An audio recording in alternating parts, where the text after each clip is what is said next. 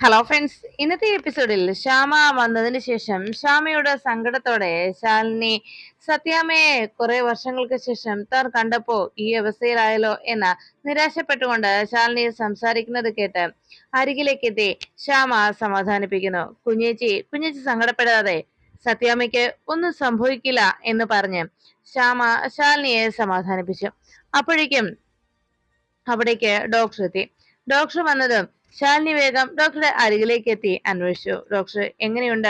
സത്യാമ്മയ്ക്ക് എങ്ങനെയുണ്ട്? എന്തായാലും പറഞ്ഞോളൂ ഡോക്ടർ എന്ന് പറയുമ്പോ ഡോക്ടർ അല്പം നേരത്തേക്ക് ശാലിനിയെ തന്നെ നോക്കുന്നു. ഈ സമയത്ത് അവിടെ മാറി നിന്ന ചന്ദ്രബോസ് മനസ്സിൽ പറഞ്ഞു, ദൈവമേ, അശുഭ വാർത്ത അറിയിക്കണേ, പറയാൻ വരുന്നത് എന്ന്.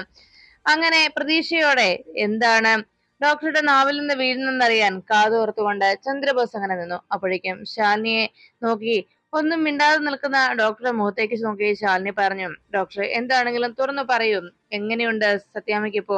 എന്താണ് സത്യാമ്മയുടെ ഇപ്പോഴത്തെ അവസ്ഥ എന്ന് അന്വേഷിച്ചു. ഉടനെ ശാലിനിയെ നോക്കിയിട്ട് ആ ആ അവസ്ഥ എന്താണെന്ന് പറയാനായി ഡോക്ടർ തയ്യാറായി. ഡോക്ടർ പറഞ്ഞു, സത്യാമ്മയ്ക്ക് ഇപ്പോ പ്രശ്നമൊന്നും തന്നെയില്ല. സത്യാമ്മയ്ക്ക് BP കൂടിയതാണ് അങ്ങനെ സംഭവിക്കാനുള്ള കാരണം എന്നറിയിച്ചു. അത് കേട്ടതോടെ ശാലിനിയെ സമാധാനപ്പെട്ടു. അത് മാത്രമല്ല, രാവിലെ ഭക്ഷണവും കഴിച്ചിട്ടില്ല, അതൊക്കെയാണ് ഇങ്ങനെ തളർന്നു വീഴാനുള്ള കാരണമെന്ന് ഡോക്ടർ അറിയിച്ചതോടെ ശാലിനിക്ക് ആശ്വാസമായി. ഒപ്പമുണ്ടായിരുന്ന ശ്യാമയും ഡോക്ടറുടെ വാക്കുകൾ കേട്ട് സമാധാനപ്പെട്ടു. ഉടനെ തന്നെ ഡോക്ടർ പറഞ്ഞു, എന്തായാലും ഇന്ന് ഒരു ദിവസം ഇവിടെ ഒബ്സർവേഷനിൽ ഇരിക്കണം, അതിനുശേഷം ഡിസ്ചാർജ് ചെയ്യാം എന്ന് ഡോക്ടർ അറിയിച്ചു. ഡോക്ടർ അത് പറഞ്ഞ് പോകാൻ തുടങ്ങുമ്പോ ചന്ദ്രബോസ് ചോദിച്ചു, അല്ല മേഡം, മൂക്കിൽ നിന്ന് ബ്ലഡ് ഒക്കെ വരുന്നുണ്ടായിരുന്നല്ലോ എന്ന് ചോദിച്ചത്. ഡോക്ടർ പറഞ്ഞു, അത് BP കൂടി വരുന്ന സാഹചര്യത്തിലും അങ്ങനെ ഉണ്ടാകും, മൂക്കിൽ നിന്ന് ബ്ലഡ് വരും. പിന്നെ ഫുഡും കഴിക്കാതെയായിരുന്നല്ലോ പോയത്, അതിൻ്റെതായ പ്രശ്നങ്ങളാണ് കണ്ടത്. എന്തായാലും ഇന്നൊരു ദിവസം ഇവിടെ കിടക്കട്ടെ, വേറെ പ്രശ്നങ്ങൾ ഒന്നുമില്ല എന്ന് ഡോക്ടർ പറഞ്ഞത് കേട്ട് ചന്ദ്രബോസ് ഛേ എന്ന് ഉറക്കെ പറഞ്ഞു. ആ വാക്ക് കേട്ട ഉടനെ ശാലിനി ചന്ദ്രബോസിനെ നോക്കി.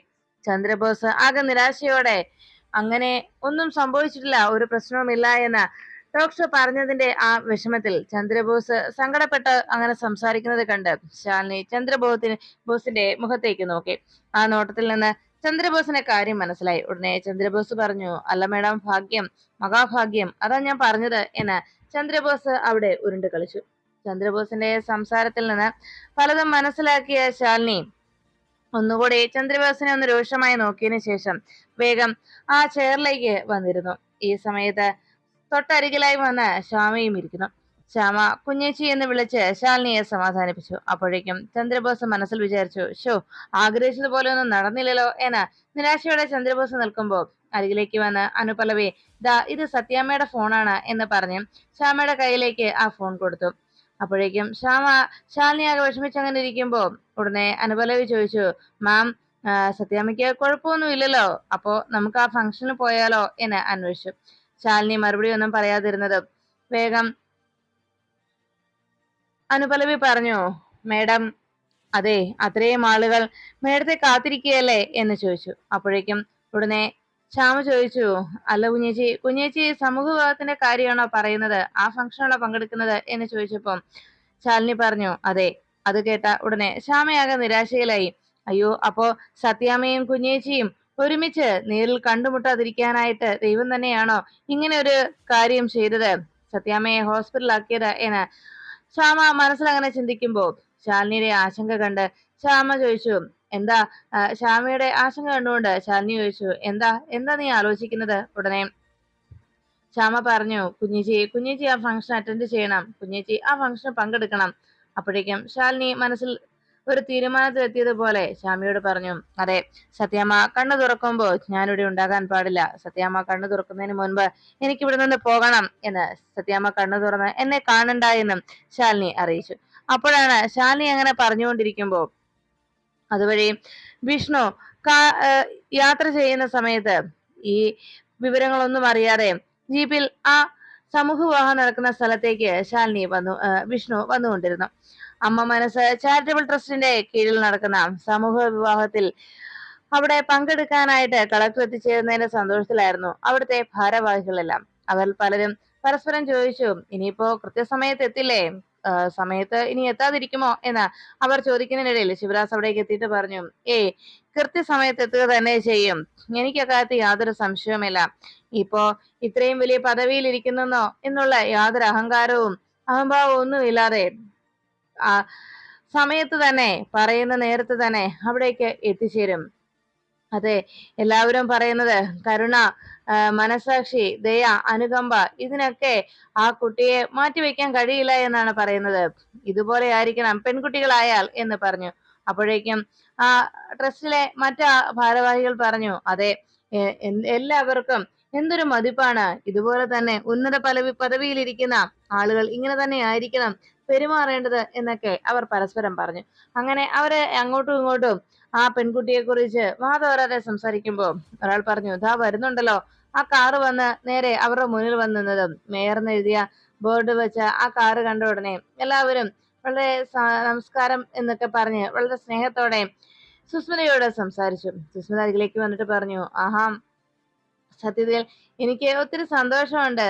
നിങ്ങളോട് എല്ലാവരോടും ഞാൻ പറയാറുണ്ടല്ലോ, പലപ്പോഴും ഇങ്ങനെയുള്ള ഫംഗ്ഷനൊക്കെ പങ്കെടുക്കുമ്പോ ഇതുപോലെ ബൊക്കയും മാലയും ഒക്കെ ഇട്ട് എന്തിനാ വെറുതെ സ്വീകരിക്കാനായി നിൽക്കുന്നത്? ആ പണം കൂടി വയനാട്ടിൽ ദുരിതം അനുഭവിക്കുന്ന ആ പാവങ്ങൾക്ക് എന്തെങ്കിലും സഹായമായി ചെയ്തൂടെ? സത്യത്തിൽ ഞാൻ ഈ ചെയ്യുന്നതൊക്കെ എന്റെ മനസമാധാനത്തിന് വേണ്ടി, അല്ലെങ്കിൽ എന്റെ സന്തോഷത്തിനേക്കാൾ ഉപരി ഈ നാടിന്റെ നന്മയ്ക്ക് വേണ്ടിയാണ്. ഈ ജനസേവനം എന്ന് പറയുന്നത് എന്റെ രക്തത്തിൽ അലിഞ്ഞു ചേർന്നതാണ്. അതുകൊണ്ട് തന്നെ എന്റെയും എന്റെ കുടുംബത്തിന്റെയും ഏറ്റവും വലിയ ലക്ഷ്യമെന്ന് പറയുന്നത് ജനസേവനം തന്നെയാണ് എന്ന് സുസ്മിത അറിയിച്ചു. എന്തായാലും നിങ്ങൾ കാശ് മുടക്കി ഇതൊക്കെ വാങ്ങിച്ചതല്ലേ? നിങ്ങൾ ഇത്രയേറെ സ്നേഹത്തോടെയും പ്രതീക്ഷയോടെയും എന്റെ അരികിലേക്ക് ഓടിയെത്തിയതല്ലേ? എന്നാ ഈ ബൊക്കയും മാലയും ഒക്കെ എനിക്ക് നൽകി എന്നെ അണിയിച്ചും നിങ്ങളുടെ ആ സന്തോഷം, അതിൽ ഞാൻ ഇനി കൈ കടത്തുന്നില്ല. ആ സന്തോഷത്തിൽ ഞാനും പങ്കുചേരുന്നു. ഇനിയും നിങ്ങൾ ഇതുപോലെ ബൊക്കയും മാലയും ഒക്കെ വാങ്ങിച്ച് വെറുതെ പണം കളയാതിരുന്നാൽ മതി എന്നൊക്കെ സുസ്മിത എല്ലാവരോടുമായി പറഞ്ഞു. ശിവദാസും മറ്റുള്ളവരും സുസ്മിതയുടെ വാദോരാതെയുള്ള ആ സംസാരം എല്ലാം കേട്ട് ശരിയെന്ന രീതിയിൽ തല കുലുക്കി അങ്ങനെ നിൽക്കുമ്പോ സുസ്മിത പറഞ്ഞു, എന്നാ ഈ മാലയും ബൊക്കയും എനിക്ക് നൽകി എന്നെ സ്വീകരിച്ച് നിങ്ങൾ സംതൃപ്തി അടഞ്ഞോളൂ എന്ന് പറഞ്ഞ് സുസ്മിത തല കുനിച്ചതും പെട്ടെന്ന് ഗേറ്റ് കടന്ന് അവിടേക്ക് ജില്ലാ കളക്ടർ എന്ന് എഴുതിയ ബോർഡ് വെച്ചിരിക്കുന്ന ആ കാറ് അകത്തേക്ക് കയറി വന്നു. എല്ലാവരുടെയും നോട്ടം സുസ്മിതയെ വിട്ട് അവിടേക്ക് വന്നിറങ്ങിയ ശാലിനിയുടെ നേരെയായി. ശാലിനി കാറിൽ വന്നിറങ്ങിയതും ശാലിനിക്ക് അത് സെക്യൂരിറ്റി നൽകാനായി ചന്ദ്രബോസും ആ കാറിൽ വന്നിറങ്ങി. അനുപലയും ശാലിനിയും കാറിൽ നിന്നിറങ്ങിയ ആ നിമിഷം തന്നെ ശിവദാസും മറ്റുള്ളവരുമെല്ലാം ശാലിനിയെ സ്വീകരിക്കാനായി അരികിലേക്ക് എത്തി. ശാലിനി അവരുടെ അരികിലേക്ക് വന്നതും ശിവദാസ് വളരെ സന്തോഷത്തോടെ ശാലിനിയുടെ കഴുത്തിലേക്ക് ആ മാല ഇട്ടു കൊടുത്തു. ആ ബൊക്കയും ശാലിനിക്ക് സമ്മാനിച്ചു. ഇതെല്ലാം കണ്ട് കലിയോടെ അപ്പുറത്ത് മേയർ നോക്കി നിൽക്കുമ്പോൾ ശാലിനി അതെല്ലാം വാങ്ങിച്ച് സന്തോഷത്തോടെ നിൽക്കുന്ന സമയത്ത് ശിവദാസും മറ്റുള്ളവരും കളക്ടർ കീ ജയ്, നമ്മുടെ കളക്ടർ കീ ജയ് എന്ന് പറഞ്ഞ് അവർ സന്തോഷത്തോടെ ശാലിനിക്ക് മുദ്രാവാക്യ ശാലിനിക്ക് അഭിവാദനങ്ങൾ അർപ്പിച്ചുകൊണ്ട് അവരങ്ങനെ സന്തോഷപൂർവ്വം ശാലിനിയെ സ്വീകരിച്ചു. എല്ലാവരും അങ്ങനെ സന്തോഷത്തോടെ ഹർഷാരവത്തോടെ അവര് ശാലിനിയെ സ്വീകരിക്കുമ്പോൾ ശാലിനി സന്തോഷപൂർവ്വം തന്റെ കയ്യിലിരുന്ന മാലയും ബൊക്കയും തന്റെ സ്റ്റാഫിന്റെ കയ്യിലേക്ക് ഏൽപ്പിച്ചു. മേയറായിട്ടും തനിക്ക് യാതൊരു ആദരവോ ബഹുമാനമോ ഇതുപോലുള്ള സ്വീകരണമോ ഒന്നും തരാത്തതിന് നിരാശയിൽ സുസ്മിത അങ്ങനെ നിൽക്കുമ്പോ ഉടനെ ശാലിനി ചോദിച്ചു, അല്ല, എന്നെക്കാളും മുഖ്യ അതിഥികൾ എവിടെയാ ചടങ്ങ് നടക്കുന്നത് എന്ന് ചോദിച്ചതും മേഡം ദാ അവിടെയാണെന്ന് ശിവദാസ് കൈ ചൂണ്ടിക്കാണിച്ചു. അപ്പോഴേക്കും ശാലിനി പറഞ്ഞു, എന്നെക്കാളും മുഖ്യ അതിഥികൾ അവിടെയല്ലേ ഉള്ളത് എന്ന് പറഞ്ഞപ്പോ അവിടെ നിന്ന് എല്ലാവരും അതിശയത്തോടെ നോക്കി. അപ്പോഴേക്കും ശാലിനി പറഞ്ഞു, ഞാൻ പറഞ്ഞത് വേറൊന്നുമല്ല, ഇന്ന് വിവാഹിതരാകാൻ പോകുന്ന പെൺകുട്ടികളും അവർക്ക് ജീവിതം നൽകാൻ ഒരുങ്ങി നിൽക്കുന്ന ആൺകുട്ടികളുടെയും കാര്യം ഞാൻ പറഞ്ഞത് എന്ന്, വധുവരന്മാരുടെ കാര്യമാ പറഞ്ഞതെന്ന് പറഞ്ഞ് ശാലിനി നമുക്ക് അവിടേക്ക് പോകാമെന്നറിയിച്ചു. ശരി മേഡം, വാ എന്ന് പറഞ്ഞ് ശിവദാസും മറ്റുള്ളവരും ശാലിനിയെ അവിടേക്ക് സ്വീകരിക്കാൻ ആനയിച്ചുകൊണ്ട് പോകാൻ തുടങ്ങുമ്പോഴാണ് അപ്പുറത്ത് മാറി നിൽക്കുന്ന സുസ്മിതയെ കണ്ടത്. ശാലിനി വേഗം അവിടെ നിന്നു. ഉടനെ ശിവദാസ് ചോദിച്ചു, എന്തു പറ്റി മേഡം എന്ന് ചോദിച്ചതും ശാലിനിയോ ചോദിച്ചു, അല്ല, അത് നമ്മുടെ മേയർ അല്ലേ, കൃത്യസമയത്ത് വന്നല്ലോ, മേയർക്കും ക്ഷണം ഉണ്ടായിരുന്നല്ലേ എന്ന് ചോദിച്ചപ്പം ശിവദാസ് പറഞ്ഞു, അതെ, ഒരു ഈർക്കിലി പാർട്ടിയിലെ 4 ഭൂരിപക്ഷത്തിന് വിജയിച്ചതാണെങ്കിലും മേയർ സ്ഥാനം അലങ്കരിക്കുന്ന ആളാണല്ലോ. അതുപോലെ പ്രമുഖ രാഷ്ട്രീയ പ്രവർത്തകരെയും അതുപോലെ തന്നെയുള്ള പ്രമുഖരായിട്ടുള്ള VIPസിനെ മിക്കവരെയും ഈ ചടങ്ങിൽ പങ്കെടുക്കാനായി ക്ഷണിച്ചിട്ടുണ്ട് മാഡം എന്ന് അറിയിച്ചു. ഉടനെ ശാലിനി പറഞ്ഞു, എന്നാലേ ഞാൻ മേയറോടൊന്ന് സംസാരിച്ചിട്ട് വരാം എന്ന് പറഞ്ഞ് ശാലിനി അവിടേക്ക് പോകാൻ തുടങ്ങുമ്പോ ശിവദാസ് പറഞ്ഞു, എന്നാ ഞങ്ങളും വരാം മാഡം. അപ്പോഴേക്കും ശാലിനി അവരെ തടഞ്ഞുകൊണ്ട് പറഞ്ഞു, അത് വേണ്ട, ഞങ്ങൾ ഒരു ഓൾഡ് ഫ്രണ്ട്സ് ആണ്, അതുകൊണ്ട് തന്നെ ഞങ്ങൾ തികച്ചും പേഴ്സണൽ ആയിട്ടാണ് സംസാരിക്കുന്നത്, നിങ്ങൾ വരേണ്ട കാര്യമില്ല എന്ന് പറഞ്ഞതും ശരി മാഡം എന്ന് പറഞ്ഞ് അവർ മാറി നിന്നു. ശാലിനി വേഗം മേയറുടെ അരികിലേക്ക് ചെന്നിട്ട് ചോദിച്ചു, എന്ത് പറ്റി മേയർ ഇങ്ങനെ ഇവിടെ നിന്ന് പോയത് എന്ന് ശാലിനി അന്വേഷിച്ചു. അല്ല, എന്താ സുഖമൊക്കെ തന്നെയല്ലേ എന്നൊക്കെ ശാലിനി സുസ്മിതയുടെ കവിളത്തും താടിയിലും ഒക്കെ പിടിച്ചങ്ങനെ ചോദിച്ചുകൊണ്ടിരിക്കുമ്പോ ശാലിനിയോട് സുസ്മിത പറഞ്ഞു, ശാലിനി വേണ്ട, ഞാൻ മേയറാണ്, അത് മറക്കണ്ട എന്ന് പറഞ്ഞപ്പോ ശാലിനി പറഞ്ഞു, നീ മേയറാണെന്നോ? അല്ല, നീ പറയുന്ന ആ രീതിയിൽ പറയുകയാണെങ്കിൽ നീ മേയറാണെങ്കിൽ ഈ ശാലിനി കളക്ടറാണ്, മനസ്സിലായോ? പക്ഷെ ഞാൻ അങ്ങനെ പറയുന്നില്ല. കാരണം എന്താണെന്നറിയാമോ? നീ ഇനി മേയർ എന്നല്ല, അമേരിക്കൻ പ്രസിഡന്റ് ആയാൽ പോലും നീ സുസ്മിതയല്ലേ? അതുപോലെ തന്നെയാണ് ഈ ഞാൻ ശാലിനി തന്നെയാണ്. നീ ഇനിയിപ്പോ മേയർ സ്ഥാനം മാറി അമേരിക്കൻ കളക്ടർ ആയാലും ഈ ശാലിനിക്കൊപ്പം എത്താൻ നിനക്കൊരിക്കലും ആവില്ല. ശാലിനി എന്നും ശാലിനിയും സുസ്മിത എന്നും സുസ്മിത തന്നെയുമായിരിക്കും. പിന്നെ എപ്പോഴും പറയാറുണ്ടല്ലോ, നമുക്ക് തരപ്പടിക്കാർക്കൊപ്പമേ നമ്മൾ ഏറ്റുമുട്ടാനായി ഇറങ്ങിത്തിരിക്കാവൂ എന്ന്. പക്ഷെ നീ എനിക്ക് ഒരിക്കലും തരപ്പടിക്ക് പോകുന്ന ഒരാളേ അല്ല എന്ന് ഓരോ ദിവസം നീ തെളിയിക്കുകയും ചെയ്തുകൊണ്ടിരിക്കുന്നു. പിന്നെ ഞാൻ നിന്റെ അടുത്ത് വന്നത് എങ്ങനെയാ ഇത്രയും വർഷക്കാലം എന്റെ വിഷ്ണുവേട്ടൻ നോക്കി വന്നിരുന്ന ആ ഹോട്ടൽ ഒരു സുപ്രഭാതത്തിൽ പെട്ടെന്ന് സർക്കാരിന്റെ വക ഭൂമിയായി പോയത് അതെങ്ങനെയാ സംഭവിച്ചത് സുസ്മിത എന്ന് ചോദിച്ചതും സുസ്മിത പറഞ്ഞു, അത് പുതിയ ലാൻഡ് സർവേ പ്രകാരം എന്നിപ്പോ ശാലിനി പറഞ്ഞ്, ലാൻഡ് ആണെങ്കിലും വാട്ടർ ആണെങ്കിലും സുസ്മിതേ, ഇനി ഇമാതിരിയുള്ള പരിപാടി എന്തെങ്കിലും കാണിച്ചാലുണ്ടല്ലോ, നീ പിന്നെ മേയർ എന്നുള്ള സ്ഥാനത്ത് ഉണ്ടാവില്ല, എയർ പിന്നെ നിനക്ക് ഉണ്ടാവില്ല, മനസ്സിലായോ എന്ന് ശാലിനി സുസ്മിതയുടെ കവിളത്തും മുഖത്തുമൊക്കെ തലോടിക്കൊണ്ട് ഒരു സൗഹൃദ സംഭാഷണം നടത്തുന്നത് പോലെ മറ്റുള്ളവരെ അങ്ങനെ തെറ്റിദ്ധരിപ്പിക്കുന്ന രീതിയിൽ ശാലിനി സുസ്മിത തോളത്ത് കൈവച്ചുമൊക്കെ സംസാരിച്ചു. എന്താ ഈ കളക്ടർ പറഞ്ഞത് മേയർക്ക് മനസ്സിലായി കാണുമല്ലോ അല്ലെ? ഈ സൈബർ സെല്ലിനെ കുറിച്ച് അറിയാവോ സുസ്മിതയ്ക്ക് എന്ന് ചോദിച്ചതും സുസ്മിത പറഞ്ഞു, അറിയാം. ഈ കളക്ടർക്ക് ഉണ്ടാക്കാൻ പോകുന്ന സ്വാധീനത്തെയും പിടിപാടിനെ കുറിച്ചും മേയർക്ക് ബോധ്യമുണ്ടോ എന്ന് ചോദിച്ചതും സുസ്മിത പറഞ്ഞു, അറിയാം. അപ്പോഴേക്കും സുസ്മിതയോട് ശാലിനി അറിയിച്ചു, അതൊക്കെ ഓർമ്മയുണ്ടാവണം, അത്രേ ഉള്ളൂ. ഇനി ഇതുപോലുള്ള എന്തെങ്കിലും പ്രവൃത്തിയുമായിട്ട് എന്റെ വിഷ്ണുവേട്ടന്റെ കുടുംബത്തിനോ എന്റെ കുടുംബത്തിനോ നേരെ നീ നീങ്ങിയെന്നറിഞ്ഞാൽ പിന്നെ മേയറെ അടങ്ങി ഒതുങ്ങി ജീവിക്കുകയാണെങ്കിൽ ഇവിടെ എവിടെയെങ്കിലും ഒരു കോണിൽ അങ്ങ് ഒതുങ്ങിക്കോണം, മനസ്സിലായോ? പിന്നെ ആ മേയർ എന്നുള്ള ആ ഒരു ബോർഡും വേണമെങ്കിൽ എടുത്തു വെച്ചു. പക്ഷേ മര്യാദക്കെട്ടുള്ള ഏതെങ്കിലും പ്രവൃത്തി ഭാഗത്തുനിന്നുണ്ടായാൽ പിന്നെ സുസ്മിതയ്ക്ക് ഈ കളക്ടറെ അറിയാവല്ലോ, എനിക്ക് തോക്കിന്റെയോ AK-47 ഒന്നും ആവശ്യം വരില്ല. ഒരു നേർപ്പിക്കാത്ത കീടനാശിനി മാത്രം മതി, അതും ഒരു ബോട്ടിൽ പോലും എനിക്ക് വേണ്ടി വരില്ല, മനസ്സിലായോ എന്ന് സുസ്മിതയെ നോക്കി ശാലിനി സംസാരിച്ചിട്ട് പോട്ടെ മേരെ എന്ന് പറഞ്ഞ് ശാലിനി ആ കവിളത്തൊന്നുകൂടി തലോടിയിട്ട് അവിടെ നിന്ന് നേരെ ശിവദാസിന്റെ മറ്റു അരികിലേക്ക് അയച്ചെന്നു. അവരപ്പോഴേക്കും ശാലിനിയെ നോക്കിയിട്ട് ശിവദാസ് ചോദിച്ചു, അല്ല മേഡം, മേയറുമായിട്ട് ഇത്രയും അടുത്ത ബന്ധമാണെന്ന് അറിയില്ലായിരുന്നു കേട്ടോ എന്ന് ചോദിച്ചതും ശാലിനി പറഞ്ഞു, പിന്നെ ഞങ്ങൾ ഉറ്റ സുഹൃത്തുക്കളായിരുന്നല്ലോ, പക്ഷെ ഇടയ്ക്ക് ആ ബന്ധം അങ്ങ് തകർന്നു, ബന്ധം അകന്നു പോയി. അതുകൊണ്ട് എത്ര ആഴത്തിലുള്ള ബന്ധമാണെങ്കിലും ഇടയ്ക്കൊരു വിള്ളൽ ഉണ്ടായി കഴിഞ്ഞാൽ അത് പിന്നെ കൂടുതൽ അപകടകരമായി മാറും. അത് നമ്മൾ എപ്പോഴും ഓർമ്മിപ്പിച്ചുകൊണ്ടേയിരിക്കണം. ഒരാളെ മറ്റൊരാൾ മറന്നു പോയാൽ അത് തീർച്ചയായിട്ടും ഓർമ്മപ്പെടുത്തുകയും വേണം എന്ന് പറഞ്ഞ് ശാലിനി എന്നാ നമുക്ക് പോകാം എന്ന് മേയറോട് അറിയിച്ചു.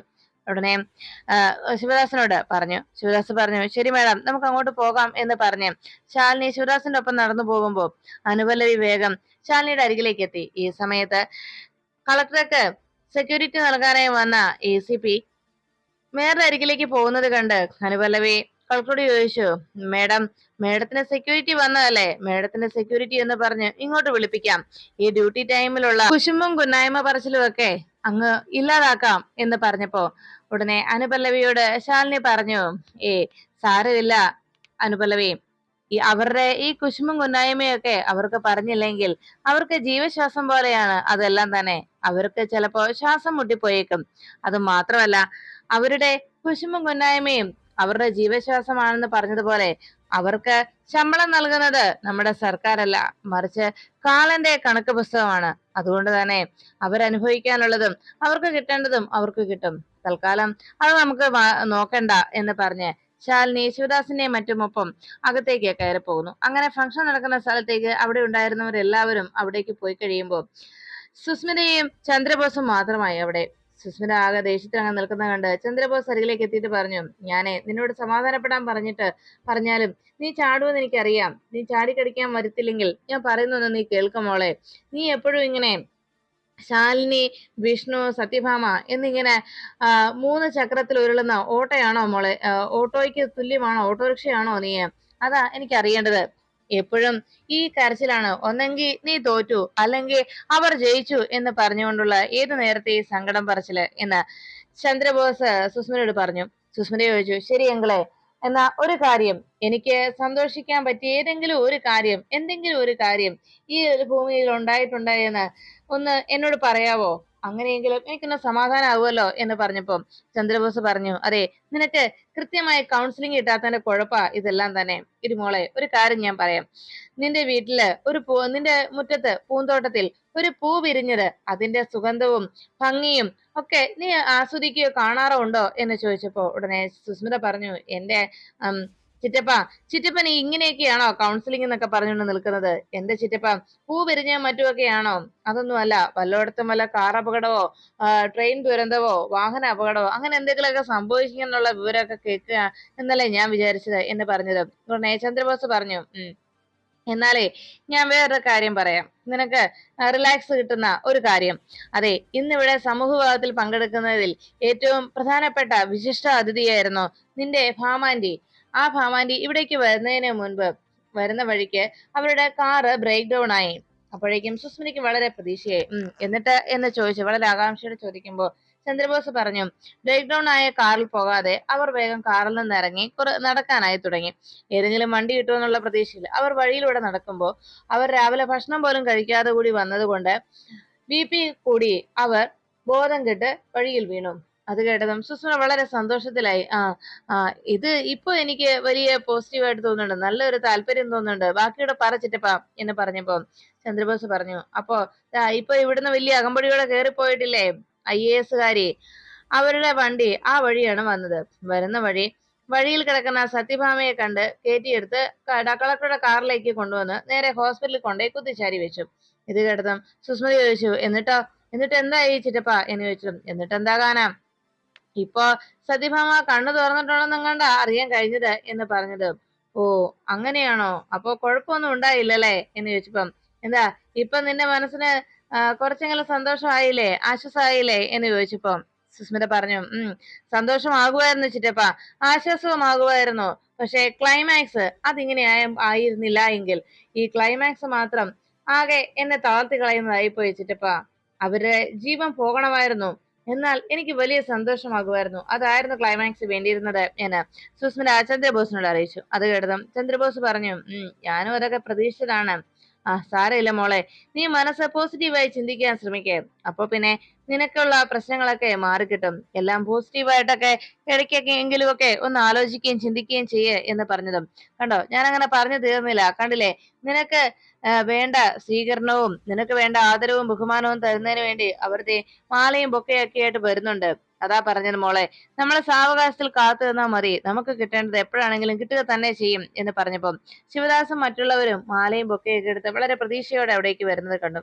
സുസ്മിത തന്റെ കഴുത്തിലിടാനുള്ള മാലയും ബൊക്കയും ഒക്കെ ആയിട്ടാണ് അവർ വരുന്നുള്ള പ്രതീക്ഷയിൽ വളരെ സന്തോഷത്തോടെ അവരെ തന്നെ അങ്ങനെ നോക്കി നിൽക്കുമ്പോ പെട്ടെന്നാണ് ഗേറ്റ് കടന്ന് മറ്റൊരു സ്വിഫ്റ്റ് കാറ് അവിടേക്ക് വന്നത്. ആ സ്വിഫ്റ്റിൽ നിന്ന് സരോജം പുറത്തേക്ക് ഇറങ്ങി. സരോജത്തെ കണ്ടതും അവിടുത്തെ ഭാരവാഹിയായ ശിവദാസും മറ്റുള്ളവരും മാലയും ബൊക്കയുമായിട്ട് സരോജത്തെ സ്വീകരിച്ചു. ഈ കാഴ്ച കണ്ടതോടെ സരോജം വളരെ സന്തോഷത്തോടെ അതെല്ലാം സ്വീകരിച്ച് ഭാരവാഹികളോട് വളരെ സ്നേഹത്തോടെയും സന്തോഷത്തോടെയും സംസാരിക്കുന്നത് കണ്ട് സുസ്മിത അസൂയയോടെ നോക്കുമ്പോ ചന്ദ്രബോസ് ചോദിച്ചു, ആരാടിയോള്? നിന്നേക്കാളും വലിയ VIP എന്ന് ചോദിച്ചതും സുസ്മിത പറഞ്ഞു, ഇതാ ചിറ്റപ്പ ആ സരോജം. അപ്പോഴേക്കും ചന്ദ്രബോസിന് ഒട്ടും മനസ്സിലായില്ല. അതെ, ചൈന കോളനിയിലുള്ള എല്ലാവരെയും ഉദ്ധരിക്കുന്നതിന് വേണ്ടി അവരുടെ ജനപ്രതിനിധിയായിട്ട് വന്നിരിക്കുന്ന പ്രതിപക്ഷ നേതാവല്ലേ സരോജം. ഓ, അപ്പോ ഇവളാണല്ലേ നിനക്ക് ഓപ്പോസിഷൻ. അല്ല, പൊതുവെ പ്രത്യക്ഷത്തിൽ ഈ ഓപ്പോസിഷൻ പാർട്ടിയും ഭരണകക്ഷി പാർട്ടിയും തമ്മിൽ വലിയ ശത്രുതയൊക്കെ കാണിക്കുന്നെങ്കിലും അവർക്കിടയിൽ ഒരു അന്തർധാര ആ പരോക്ഷമായിട്ടുണ്ടാകും. എന്താ അങ്ങനെ ഒരു അന്തർധാര നിങ്ങൾക്കിടയിൽ ശക്തമായിരിക്കുമല്ലേ എന്ന് ചന്ദ്രബോസ് സുസ്മിനോട് ചോദിച്ചു. സുസ്മിന പെട്ടെന്ന് ആലോചിച്ചത് അന്ന് പത്മാവതിയുടെ വീട്ടിൽ വെച്ച് തന്നെ ആക്രമിച്ചതും അതിനുശേഷം ജയിലിൽ ഒരുമിച്ച് ഒരു സെല്ലിൽ കിടന്നപ്പോഴുള്ള തനിക്കൊരു നേരെയുണ്ടായ ആക്രമണങ്ങളെ കുറിച്ചുമൊക്കെ സുസ്മിത ആലോചിച്ചു. അങ്ങനെ ഭയന്നുകൊണ്ട് സുസ്മിത സരോജത്തെ നോക്കുമ്പോ ചന്ദ്രബോസ് ചോദിച്ചു, എടി ഞാൻ ചോദിച്ചില്ലേ എന്താ അങ്ങനെയുള്ളൊരു അന്തർധാര നിങ്ങൾക്കിടയിൽ ഉണ്ടാവുമല്ലോ അല്ലെ ശക്തമായിട്ട് എന്ന് ചോദിച്ചിട്ടും ചിറ്റപ്പ ഞാൻ കേട്ടില്ല എന്ന് പറഞ്ഞു. എടി നിങ്ങൾക്കിടയിലുള്ള അന്തർധാര ശക്തമാണോ എന്ന് ചന്ദ്രബോസ് അന്വേഷിച്ചതും പെട്ടെന്ന് സുസ്മിത പറഞ്ഞു, അതെ, ആമയിഴഞ്ചാൻ ആറ് വരെ അത്രത്തോളം നീളുന്ന ശക്തമായ അന്തർധാരയാണ് എന്ന് പറഞ്ഞു. അത് കേട്ട ഉടനെ ചന്ദ്രബോസിനാകെ അതിശയമായി. ആമയിഴഞ്ചാറോ, അതെന്താ എന്നുള്ള രീതിയിൽ അതിശയപ്പെട്ട് അങ്ങനെ നോക്കുമ്പോ സുസ്മിത പെട്ടെന്ന് ഓർത്തു, അന്ന് പത്മാവതിയുടെ വീട്ടിൽ വെച്ച് എല്ലാവരും തന്നെ ആക്രമിക്കുന്നതിൽ നിന്ന് രക്ഷപ്പെടാനായി ബോധം കെട്ട് കിടക്കുന്നത് പോലെ താൻ അഭിനയിച്ചപ്പോ പത്മാവതി ഭയത്തോടെ ഇനി എന്ത് ചെയ്യും സരോജ എന്ന് അന്വേഷിച്ചത് കേട്ട് സരോജ പത്മാവതിയോട് പറഞ്ഞു, പത്മാവതി നീ പേടിക്കണ്ട, നമുക്ക് ഇവിടെ ഒരു പായൽ പൊതിഞ്ഞെടുത്ത് ആമയഞ്ചാറിലേക്ക് നമുക്ക് വലിച്ചെറിയാം. ആമയഞ്ചാറിൽ പോയി ഇവള് അവിടെ കിടന്നോളും എന്ന് അന്നത്തെ സരോജത്തിന്റെ വാക്കുകൾ സുസ്മിത ഓർമ്മിച്ചു. സുസ്മിത അതോർത്ത് ഭയന്ന് വരച്ചങ്ങനെ നിൽക്കുമ്പോ സരോജം സുസ്മിത അവിടെ നിൽക്കുന്നത് കണ്ടു. വേഗം സുസ്മിതയുടെ അരികിലേക്ക് സരോജൻ ചെന്നിട്ട് ചോദിച്ചു, എന്നാ സുസ്മിതേ നമുക്ക് തുടങ്ങിയാലോ എന്ന് അന്വേഷിച്ചു. സുസ്മിത പെട്ടെന്ന് ഭയത്തോടെ തന്നെ അന്ന് ആക്രമിച്ച കാര്യങ്ങളൊക്കെ ഓർത്തു. എന്ത് തുടങ്ങിയാലോ എന്ന് സരോജത്തോട് ചോദിച്ചതും സരോജൻ പറഞ്ഞു, അതെ, മീറ്റിംഗ് തുടങ്ങുന്ന കാര്യമാണ് ഞാൻ പറഞ്ഞത്. സുസ്മിത വേറെന്തോ ആണെന്ന് ചിന്തിച്ചു പോയല്ലേ. എന്നാ വാ ശിവദാസ എന്ന് പറഞ്ഞ് അവിടെ നിന്ന് നേരെ ശിവദാസനെയും മറ്റും വിളിച്ചുകൊണ്ട് സരോജം അകത്തേക്ക് കയറി പോന്നു. ഈ സമയത്ത് ചന്ദ്രബോസ് സരോജത്തെ നോക്കിയിട്ട് പറഞ്ഞു, എന്ത് നല്ല ഐശ്വര്യം, കണ്ടാൽ തന്നെ അറിയാം നല്ല തറവാട്ടിലുള്ളതാണെന്ന്. ഇതാ പറഞ്ഞത്, നമ്മൾ കാത്തിരിക്കുന്ന എന്തും നമ്മുടെ മുന്നിലേക്ക് വന്നെത്തും എന്നുള്ള കാര്യം. എന്തായാലും വാ, നമുക്ക് അകത്തേക്ക് കയറി പോകാം എന്ന് ചന്ദ്രബോസ് സുസ്മിതയോട് പറഞ്ഞു. ചന്ദ്രബോസ് അങ്ങനെ പറഞ്ഞുകൊണ്ട് വേഗം അകത്ത് ഫംഗ്ഷൻ നടക്കുന്ന സ്ഥലത്തേക്ക് ചന്ദ്രബോസ് കയറി പോകുമ്പോ സുസ്മിത താൻ എല്ലാവരുടെയും മുന്നിൽ നാണം കെട്ടതിന്റെ ദേഷ്യത്തിലും സരോജത്തെ പോലും തന്നെക്കാളും പ്രധാനിയായി അവിടെയുള്ളവർ സ്വീകരിക്കുകയും തനിക്ക് മാത്രം അത്തരം സ്വീകരണങ്ങളൊന്നും നൽകാതിരുന്നതിന്റെ അമർഷത്തിലും സുസ്മിത കലിയോടെ